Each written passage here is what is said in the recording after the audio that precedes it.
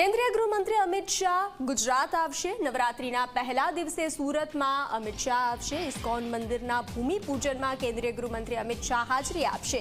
101 કરોડના ખર્ચે આ મંદિર તૈયાર થશે। કોસમાડા એન્થમ સર્કલ ખાતે મંદિરનું નિર્માણ થશે। 2.1 એકરમાં આ મંદિર પથરાયેલું હશે। સ્ત્રી સશક્તિકરણ માટે મહિલા રોજગાર કેન્દ્ર પણ બનશે। મંદિરની અંદર આરોગ્યલક્ષી ક્લિનિક પણ હશે। આ સાથે ગરીબોને દૈનિક વિનામૂલ્યે ભોજન આપવામાં આવશે।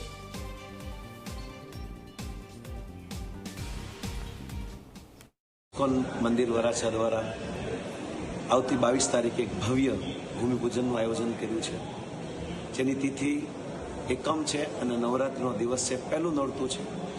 અને મહત્વપૂર્ણ વાત એ છે કે આ ભૂમિપૂજનનું ઉદ્ઘાટન માટે સાક્ષાત અમિતભાઈ શાહ આપણા ભારત દેશના ગૃહમંત્રી આવી રહ્યા છે। વાનપ્રસ્થ આશ્રમ, બ્રહ્મચારી આશ્રમ, સાથે સાથે અનેક ભૂખ્યાઓને ભોજન, સ્ત્રી સશક્તિકરણ અને સાથે સાથે અમે સંસ્કૃત વિદ્યાલય, ભંડારો, પ્રસાદ આવું બધું અલગ અલગ આયોજન કરવામાં આવ્યું છે।